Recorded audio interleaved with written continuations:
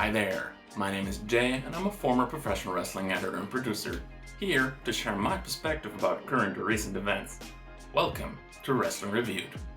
Impact Wrestling and New Japan have a history that goes all the way back to 2007. Even though the former TNA didn't always use New Japan talent to the best of their abilities, it seems like the shared experiences strengthened a bond that led to multiple joint ventures show this year alone. While New Japan seeks to gain more North American exposure, Impact Wrestling benefits from an influx of different talents and hopes to gain more favor of the internet wrestling community, since New Japan is a favorite of that crowd. Look, I'm going to be the first one to tell you that I'm not the biggest New Japan fan in the world, but that's fine. I can go into this show with an open mind. I'm not the biggest fan of the particular predominant strong style, but if it's not in every match, I'm totally okay with that. And as well, I don't really enjoy their presentation, and I don't feel so well about their touring schedule. But be that as it may, I recognize that a lot of American talents went to Japan and came back to North America as seasoned talents. So I might be missing out on something and I wanted to check it out. Plus, there are quite a few familiar faces to me on this card, so I wanted to see what they were up to. So without any further ado, let's go. Impact Wrestling crossed New Japan Multiverse United 2, For Whom the Bell Tolls, took place on August 20th, 2023 from the infamous 2300 Arena in Philadelphia, Pennsylvania, with a reported attendance of 665, which is quite a bit lower than the recent Impact Wrestling events. But due to the nature of the arena, it isn't noticed that much. We kick things off with an 8-man scramble match, but contrary to the stipulation name, it's just a one-fall matchup. Due to the nature of the show, there's nothing really on the line here. I was hoping for a championship shot or something like that to be on the line to make things a little bit more interesting. Regardless, this has all the potential in the world to be super good, so I have high expectations because of all of the talent involved in this stacked lineup.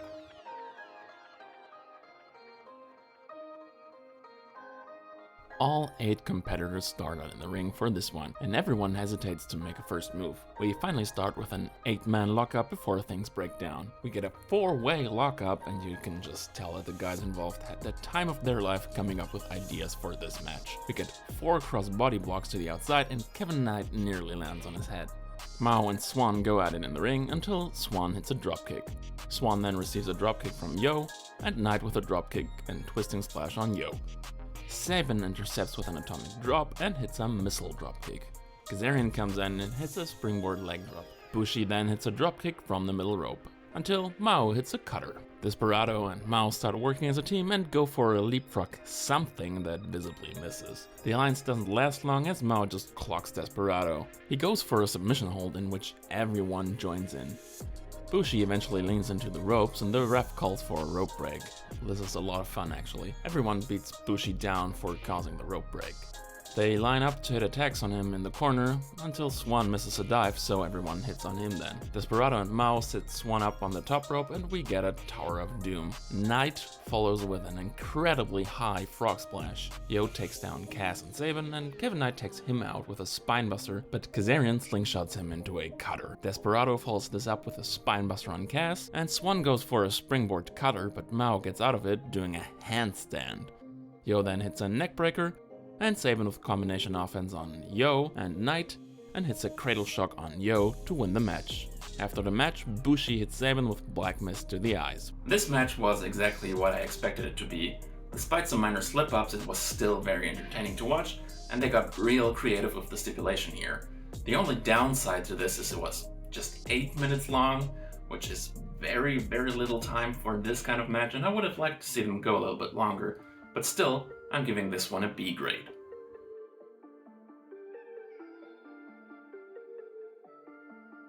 Alright, so it's time for me to tell another anecdote again. While we were certainly never close friends or anything like that, I worked with Zack Sabre Jr. a couple of times in my career, even going so far as sharing a hotel room that year he won 16-karat gold in Germany. One particular memory that stands out about this time was when we did a show in front of 200 people in Magdeburg, Germany, where Zack brutally injured himself. So the thing was, we were renting a ring from a local promoter, and that ring had uneven welding seams. So in a matchup with Walter, who you now may know as Gunther, he got sent into the ring post on the outside while I was doing camera work and following them around. Unfortunately, Zack's arm got sliced open, and for a moment I didn't really know what happened, but I saw blood dripping down his arm really badly because he had a 4 centimeter gash that looked really nasty. And due to the position of the referee and the crew, neither had seen what had happened in that moment, and I wasn't quite sure what to do, so all I did was pure instinct. I threw up the well-known X sign and signaled to the crew and the referee, and one of the crew members brought in an EMT who took care of Zach while the match was being ruled a no contest. Now, thankfully Zach recovered from this injury, but I still remember this to this day because it was a very, very graphic scene. I don't know if there's still footage of this, but it was really, really nasty, and I'm very glad that Zack Sabre Jr. turned out to be okay and went on to achieve great things. So let's check out this match with him involved right now. I'm not sure how Edwards and Moose fit as a team and how this pairing came together, but I'm curious to see how this will work out. Anyway, we start out with Edwards and Sabre, and they exchange some offense but arrive at a standoff. Sabre works Edwards the way only he can and tags in Shane Haste, who hits a dropkick. Haste then tags Sabre back in, who locks in a submission hold on Edwards' arm and then stomps it.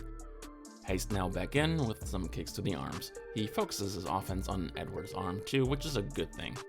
Edwards just absorbs kicks to the chest and hits an overhead belly-to-belly suplex and then tags in Moose. Moose dropkicks Haste and Edwards hits a backpack stunner for a 2 count. Moose works Haste for a bit and then tags Edwards in again. Edwards hits a huge blow and Haste just collapses. Moose then comes back in and they team up to hit some more chops. Haste is trying to fight back and eventually hits a Hurricane Rana to take out Edwards and tag in Zack Sabre Jr. Sabre goes for a takedown and twists Eddie Edwards' neck. He kicks Moose from the apron and snatches an arm breaker on Edwards in the ropes. Edwards eventually comes back with a quick clothesline and suplex. Edwards hits more chops, but then eventually Zack catches him and they both exchange strikes. Edwards misses a kick but manages to hit a blue thunder bomb on Sabre. Both tag in their partners and Moose goes for a Uranagi, but Haste counters it and hits a cannonball into the corner. Unfortunately, Haste can't lift up Moose and eats a nasty headbutt and then a Uranagi.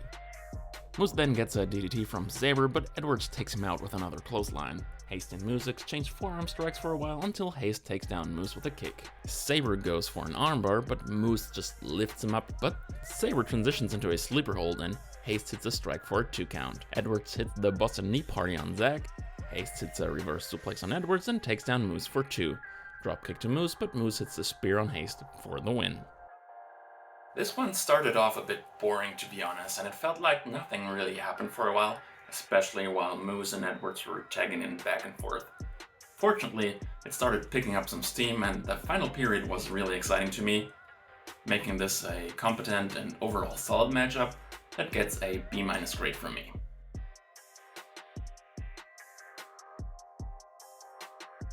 Next up, we got a 4-way match for the Strong Women's Championship between Giulia, Diana Perazzo, Giselle Shaw, and Momo Kogo. Out of the 4, I only know about the work of Diana and Giselle, one of which I highly regard, and the other one I'm so about. I've heard good things about the division, so I'm curious to see what this is about. One thing to note is the reaction that Giulia got from the crowd on hand. She seems really over. The crowd just breaks out a holy shit chant as all 4 competitors are in the ring, and now they're really piquing my interest. All go for dual headlocks, much like the first match started out. Diana and Giulia exchange shoulder blocks, and everyone goes for quick roll-ups, doing a nice job of selling the urgency of the situation. Giselle Shaw hot dogs for a bit, but receives a dropkick for her troubles. The remaining 3 go after each other, and Diana takes down the others with a clothesline. Giulia then locks in an octopus stretch, but Momo hits a super kick. Momo follows this up with a crossbody on Giulia, who kicks out at 1. Momo then hits a tire feint kick, but the pinfall gets broken up. Shaw follows this up with some creative stomps on Giulia and Momo, but is not successful in pinning them. Diana comes in with a beautiful leg sweep to armbar combination, then goes for a pile driver, but Shaw gets out of it. Momo dives on Giulia and Diana outside. Giselle Shaw dives as well, but mostly lands on the apron by herself, almost causing a "you fucked up" chant by the crowd. Shaw hits a nice looking suplex on Giulia for 2, and Shaw goes to the top, but Giulia cuts her off and hits a whopping butterfly superplex. Momo then with a missile dropkick and superkick to Diana, as all four are down, taking a well-deserved break. Eventually they all start exchanging strikes at once. Shaw takes out Julia with a spear, and Purrazzo and Shaw hit a team lung blower on Momo. Giselle Shaw hits a beautiful Spanish fly on Purrazzo, but the pin gets broken up. Momo then with a beautiful tornado DDT on Shaw, but gets wonkily sent into the corner, followed by a DDT. Finally, Purrazzo hits a Queen's Gambit piledriver for a close 2 count. Purrazzo and Shaw lock in arm bars at the same time and are fighting for control. There's a backbreaker to DDT combination by Shaw, a super kick by Momo, but Shaw retaliates with a spinebuster. Julia evades a knee strike and takes out Shaw with a Northern Lights bomb for the victory. Momo Kogo tries to attack Julia after the match, but she takes her out with ease. Man, what is it on this show and the post-match attacks? I don't get it. This was another really well-worked match by everyone involved. They worked with great intensity, and I really believe that everyone wanted to win the match as desperately as possible, which is a great achievement. As well, they got great reactions out of the crowd at hand, which means they did their job really well. The only real downside to this one again is that I was on the shorter side with around 11 to 12 minutes, and I really would have liked to see them go a little bit longer. As it stands, I'm giving this one a solid B grade.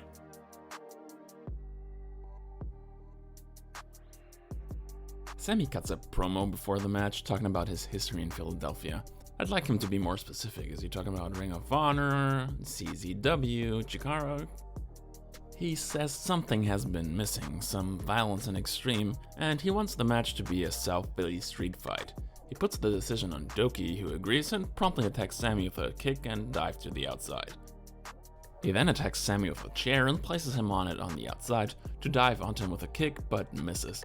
Sami hits a DVD on the outside and pulls out more chairs and throws them into the ring. Sami cuts Douki's fingers with a picture of him a couple of times before he rips it apart, that sick fuck. He then sets up a chair and tries to suplex Douki onto it, but Douki fights back. Eventually though, he gets T-Bone suplexed onto the chair. Wow, that looked painful. Sami piles chairs on Douki and hits him with a chair. Sami tries to sandwich a chair in the corner but has a little trouble with it. Douki comes back with some kicks, and Callihan hits his head into the chair he just set up. Douki rolls out of the ring and brings a candlestick into play, and Philadelphia loves that one as well. He smashes Sami with it 2 times before he catches it. Douki then blocks a candlestick with a steel chair and drop toe holds Sami into another chair. Douki piles chairs onto Sami and hits a foot stomp from the top rope for 2. Douki then gets on the apron and waits for Sami to get up. His dive, however, gets caught and turned into a really nice twisting neckbreaker for 2. Sami pulls out a ladder and then puts it into the ring. The ring's for the ladder, but Douki counts with a hurricanrana that sends Callihan into the ladder. He then hits a springboard DDT for a 2 count. He puts the ladder and a chair on Sami Callihan, but misses a back senton and hits the ladder, which looked really gruesome. Sami hits a clothesline and then the cactus driver, but Douki kicks out really close to 3. Sami sets up multiple chairs and goes for the pile driver on the chairs, but they both fight for control until Callihan grabs Douki's dick and hits the cactus driver on the chairs for the win. While this was still an entertaining hardcore brawl, I'd consider this a match where nothing much happened. It also didn't flow super well. They worked hard and they did some solid and cool spots that looked kind of brutal, so I'm inclined to give this one a C+. It's not bad, it's certainly not offensive, but it also wasn't outstanding or anything like that. This tag team matchup features no current Impact Wrestling talent, but at least a former one in TJ Perkins, who some older fans may remember as Suicide/Manic. So technically this is a New Japan Pro Wrestling Exhibition tag team matchup. Akira and Fujita start out with some mat wrestling with no one getting a clear advantage. Akira then hits a nice arm drag, but Fujita hits a dropkick to get control of the match. TJ Perkins gets a blind tag and Catch 2-2 hits some nice team offense on Fujita. TJP tags in Akira again and both get taken down by Robbie Eagles. TMDK forcefully smash Akira's knees into the canvas. Eagle then goes to work on Akira's legs even further. Fujita comes back in to hit a suplex and dropkick, followed by a beautiful roll through into a leg submission hold. I really like that they're working the leg here consistently. Akira fights back eventually, and Catch 2-2 hit a teamwork hurricanrana, which Akira follows with a dive on both opponents to the outside. Akira then with a nasty chop on Fujita, who then gets launched into a huge back senton by TJP. TJP hits a running kick to the face, to almost no crowd reaction. Fujita retaliates with a chop block and tags in Robbie Eagles, who hits a Hurricane Rana and a heel kick. Eagles nicely transitions into a drop kick and hits gnarly double knees into the corner. He then goes on to hit a springboard drop kick to the knees, which looked awesome, and locks in a leg submission. Akira with a quick counter roll up and then reverse Rana on Eagles. Fujita comes in to hit a shotgun dropkick on TJP and goes for a wheelbarrow, but TJP rolls him up. Akira hits a super kick and catch 2-2 hit a foot stomp neckbreaker combo for 2. TJP follows this one up with a frog splash for a close 2 count. TJ Perkins then gets Fujita onto his shoulders but gets rolled up. Eagles intervenes and then TMDK hit tandem strikes, leading to a belly-to-belly by Fujita for a really close 2 count. The end is near as Eagles accidentally superkicks his partner and gets taken out by Akira. Catch 2-2 hit tag team face crushers and a double knee strike for the victory. Again, this was another really solid matchup that didn't really have any meat to the bone. There was no stakes to it. There was no self-contained drama and a very basic story to this matchup. So I didn't learn anything more about the characters, the gimmicks, or what the wrestlers were about other than they do really cool flashy moves, which is a bit of a shame since this was a pure New Japan exhibition match. And as it stands, it was just another tag team match that was competently worked. It was certainly entertaining to watch, but had nothing more to it that made it must-see. As it stands, I'm giving this one a B- grade. Oh boy, this match made me realize how many people are actually part of this show, and it's great to have this many talents showcased on this stage. The match itself is dubbed Bullet Club vs. the World, and it's just making me wonder how long Bullet Club has been a thing now. At this point, it must have been in existence for longer than the NWO ever was. Is Bullet Club still a relevant thing in New Japan? Maybe someone can let me know in the comments. This is also the first match back for Josh Alexander since returning at the latest Impact Wrestling pay-per-view, so I'm curious to see what he brings to the table.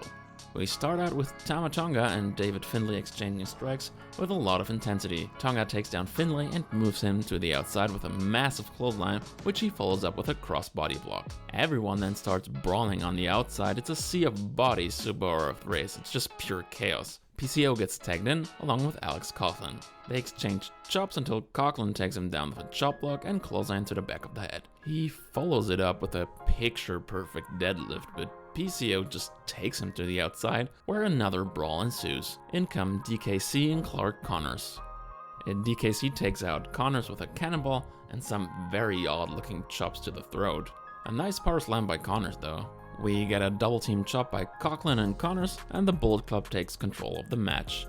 They work DKC for a while. Eventually he is able to make a comeback with an Enzoi and make the tag to Alexander, who just starts German suplexing everyone. That was freaking cool. Huge overhead suplex on Finlay and forward roll senton on Bay, but then Ace Austin takes Alexander down from the top rope. Alexander goes for an ankle lock, but Ace and Bay take him out with double team offense. They keep getting the heat on Alexander with more tag team offense, but are not able to capitalize on it. Eventually, Alexander is able to make a comeback by double suplexing Ace and Bay. He makes the tag to Phantasmo, who runs wild on the Bullet Club. Crossbody and tope, followed by a senton and springboard moonsault. Man, what a flurry of offense. That was sweet. Ace and Bay get taken down by Tangaloa. David Finlay is then cornered by the opposing team, which takes turns beating him down. He gets a chokeslam and top rope splash just as the match breaks down into another brawl. Kenta tries to hit the GTS, but Alexander catches him into an ankle lock. Kenta is able to send him to the outside, and Ace Austin hits a breathtaking dive to the outside. PCO then follows it up with a scary looking somersault senton, and then hits a frickin' moonsault to the outside. DKC tries a splash on David Finlay, who gets his knees up and hits a powerbomb for a 3 count. Everyone starts brawling again, and the Bullet Club sends tall in the ring, making this another post-match attack angle. I didn't really enjoy this matchup as much as the crowd at the arena did. I felt like there was too much brawling involved that made it hard to follow at times. As well, there were so many people involved that made it hard to structure it properly, and I get that that's a problem. And I think they tried their best with this one. They had a solid showing, but there just wasn't enough to it to make me really care. As well, they almost botched the finish, and they had another post-match attack angle that wasn't really necessary. But I'm trying to be fair here, so I'm giving this one a C+ for making the crowd excited at least.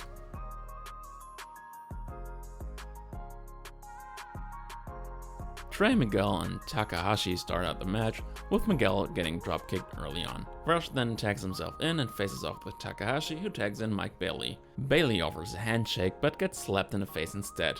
Rush then is desperately trying to avoid the angry Mike Bailey, but eventually Bailey catches him with a massive kick to the chest. Rush and Miguel catch more huge kicks by Bailey, and Bailey and Takahashi join in with some stereo drop kicks. Rush then gains control of the match by hitting Takahashi with a kick. Rush and Miguel keep working Takahashi for a while.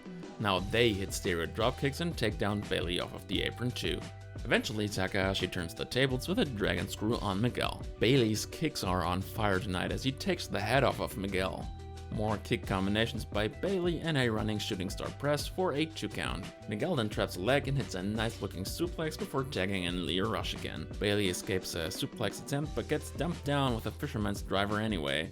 The heels then start double teaming Bailey, but Takahashi evens the odds. Bailey with a springboard attack to the outside, but Rush takes him out with a handspring kick and an insanely quick dive to the outside. The frog splash misses and Bailey misses the ultimate weapon, but both men hit each other with nasty kicks.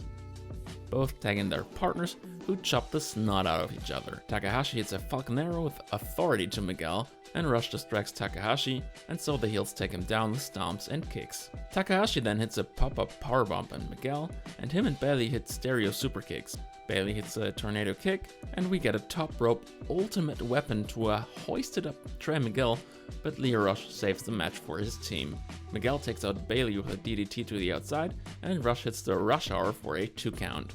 Miguel hits a Meteora on Bailey to the outside, and Rush hits a springboard something on Takahashi. Rush goes for the final hour, but Takahashi gets his knees up, and Takahashi dumps Rush in the corner, but Rush hits a low blow and picks up the win. Post-match, Leo Rush cuts a promo and says he wants Takahashi's title, and challenges him to a championship match. Takahashi says it's going to happen right now, but Rush refuses to do it on Takahashi's terms. At first I wasn't sure what to make of these tag team pairings because inherently they make no sense in the current Impact Wrestling storytelling, but this turned out to be my favorite tag team match of the night, even though it still had the same very basic and boring tag team structure. They made the most out of it and the time that they were given. I felt like everyone gelled really well together, and so it resulted in a very smooth, very fast-paced, very action-packed matchup in which everyone looked super strong and very impressive. And if they had a little bit more time, it would have been even greater. But the way that things turned out, it was still a very, very fun experience. Certainly my favorite match of the night, getting a B+.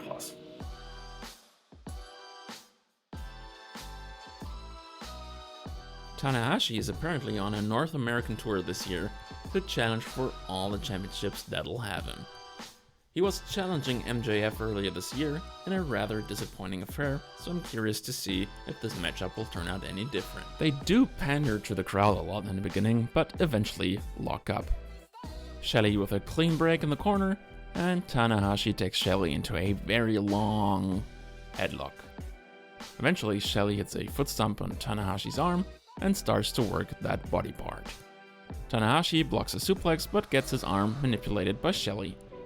Tanahashi moves to the outside and pulls Shelley into the ring post, giving him a serious case of ring postitis. Tanahashi targets Shelley's leg on the outside, and Shelley drops Tanahashi's neck across the top rope and stomps his arm again. We get a jumping knee strike from the apron before the match takes a break. Both exchange shots on the injured body parts until Shelley takes Tanahashi off his feet with a forearm shot. Shelley follows this up with a punt kick to the arm and hits sliced bread, only to transition into the Border City stretch immediately. Tanahashi gets to the ropes and rolls to the apron. Tanahashi hits a leg screw to the outside and follows up with another drop kick to the knee. He goes for a cloverleaf on Shelley, but sorta just falls over, and Shelley manages to get to the ropes. Tanahashi with more offense to the leg, but Shelley hits a forearm and enziguri as both men go down. They first exchange strikes kneeling down, but eventually make their way to their feet. Shelley goes back to the arm, but eats 3 twist and shout neck breakers. Tanahashi with a sling blade for a 2 count and misses a frog splash, allowing Shelley to hit a knee to the back of the head, and follows it up with a ripcord clothesline for a close 2 count. He goes for a shell shock, but Tanahashi counters and hits a German suplex with the arm strapped. Another sling blade by Tanahashi, but Shelley takes him off of the top rope. Shelley then hits an air raid crash from the top rope, but it's still not enough. Super kick by Shelley, who then hits the shell shock for the victory. Man, this match wasn't great either by Tanahashi. It started out really slow and boring, and even though it picked up at the end, it lacked diversity in offense and it wasn't super clean either. And, you know, they made what they could with what they had, I guess, but it wasn't very enjoyable to me. It wasn't terrible, don't get me wrong, but it was by far the worst match on the card in my opinion, receiving a C grade. Due to the nature of this show, the stakes weren't all that high, but I didn't really expect any titles to change hands either. Sadly, there was no build to any of the matches on the card, and also some of the Impact Wrestling patterns made no sense in terms of current storylines. It was a little more than a non-canon exhibition show in a North American market that was essentially inconsequential. This is a fine concept, of course, but a lot of the matches were on the shorter side or had really basic match structures that made them all feel interchangeable. While the match quality wasn't bad overall, I also feel like you're not missing much if you're not watching this show. But there was one thing that was really bugging me the entire night, and it wasn't the overuse of post-match attacks.